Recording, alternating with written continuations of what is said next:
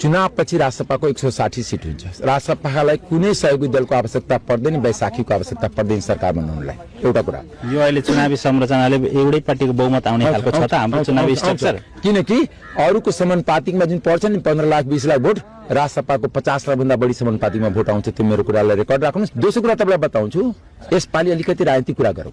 Narrative change भएछ। मधेस र पहाडको खाडल पुडिएको छ।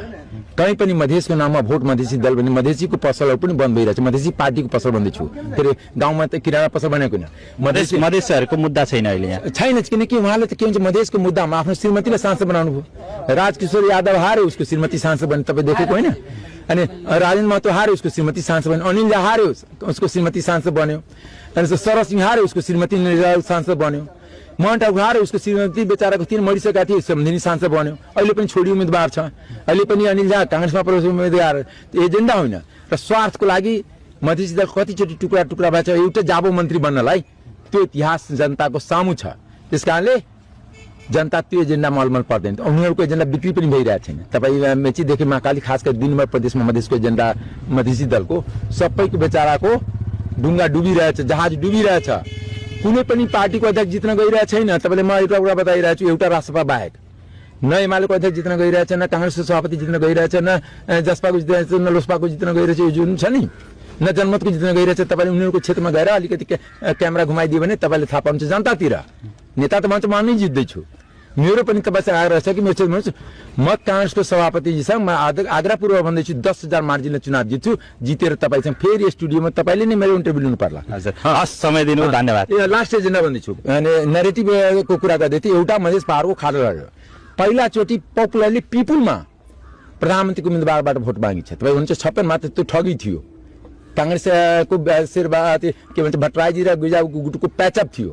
राष्ट्रिय एजेन्डा थिएन प्रधानमन्त्री बनाउने। अहिले त्यो मोडलको होइन, त्यो मोडलको होइन। सिधा बालेन शाहलाई प्रधानमन्त्री बनाउने। बच्चालाई थाहा छ, कति बेला त बालेन पनि साथ छ, बालम भन्छ मान्छे। बच्चा यही बच्चालाई सोध्नुहोस्, यहाँ सामनेमा छ, घन्टी छाप भन्छ, दु अरू थाहै छैन। बालेमलाई प्रधानमन्त्री बनाउने बालम भन्छ र घन्टी भन्छ। घन्टी सबै पोपर्छ। अहिले कहीँ थाहा पनि झन्डा जबरजस्ती रुखुसुकमा तानेको छ पोलमा।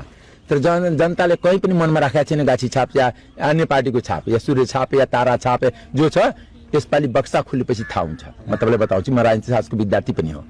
तेस्रो तपाईँलाई बताउँछु, यसपालि सिधा एउटा के न्यारेटिभ चेन्ज हो। पहाड मधेसको खाडल पुड्यो, राष्ट्रपालले पुड्यो, बालेन शाहले पुड्यो, रवि लामिछानेले पुड्यो। दोस्रो, प्रधानमन्त्रीको उम्मेदवारको नामबाट क्लियर कि यही प्रधानमन्त्री बन्छ भोट मागिरहेछ। हाम्रो संसदीय सिस्टम, तर प्रत्यक्ष प्रधानमन्त्री कार्यकारीको रूपमा भोट यसपालि मागिरहेछ। अरू पार्टीले सकिरहेको छैन। भन्नुहोस् न कि केपी ओली प्रधानमन्त्री बन्छ या प्रचण्ड प्रधानमन्त्री बन्छ या त्यो पनि दबी जुमानले भन्छ कांग्रेस सभापति प्रधानमन्त्रीको उम्मेदवार पनि हो। सिट आउने 25 सिट, तपाईँ थाहा छ 138 सिटको हो। जसरी म पनि चुनाव लड्दाखेरि त्यो बेला म पनि जितेकै थियो। 23 सिटमा त्यो बेला उहाँ पनि जित्नु भएको थियो, म पनि जितेकै थियो। वाम गठबन्धन हुँदाखेरि 74 मा, किनकि तपाईँले लामो समय एमाले बिट हेर्नु भएको थियो। त्यस कारणले पोलिटिकल गर्नु थियो। त्यस कारण 23 सिटमा अमरेश सिंह पनि थियो, शेरबहादुरजी पनि थियो, त अमरेश सिंह पनि थियो, गंगा थापा थियो, त अमरेश सिंह पनि थियो। यो होइन कि अमरेश सिंह हारेको थियो। र लास्ट टाइममा पनि कांग्रेसको उम्मेदवार हारेर गएको। त्यो 5 दलीय गठबन्धन, यसपालि 1 दलीय गठबन्धन हो। त्यो त स्वाभाविक हार हो उहाँको। यसपालि त मसँग राष्ट्रसभाको एजेन्डा पनि छ, जेनजी विद्रोहको ताकत पनि छ, घन्टी जस्तै पपुलर चुनाव चिन्ह पनि छ, बालेन शाह रवि लामिछाने जस्तो नेता पनि छ, र अमरेश सिंहको कमिटमेन्ट 3 सालको जुन भ्रष्टाचारको विरुद्धमा त्यो पनि जनताले बुझाएको छ कि संसदमा उसले बोलिरहेको थियो। उसले नबोल्नलाई मुद्दा लगाइयो, उसले नबोल्नलाई अहिले सभापति आफै आएर कि अरूबाट हार्दैन, यहाँ उम्मेदवार पाएन, यो क्षेत्रमा कांग्रेस उम्मेदवार पाएन। त्यसकारणले आफू गएर कि कम्तीमा उसलाई मुख बन्द गर्न सकिन्छ।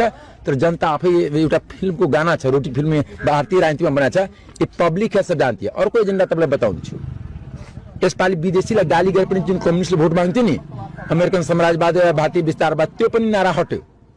अब कम्युनिस्टहरूको पनि दिन गयो। जस्तै इन्डियामा कम्युनिस्ट पार्टी त छैन नि, छ कति सांसद छ तपाईँले मलाई गनेर बताउनुहोस्। म त भारतको राजनीति पनि देख्छु। पश्चिम बङ्गालमा जो लगातार सरकार थियो त्यहाँ ममता बनर्जी बनिसकेपछि त्यहाँ त छैन नि। यसपालि यहाँ मधेसी दलको पनि उठी बास लाग्छ, कम्युनिस्टहरूको त उठी बासै लाग्छ, उनीहरूको हडी बिजोग भन्छ अनि त्यो हुन्छ।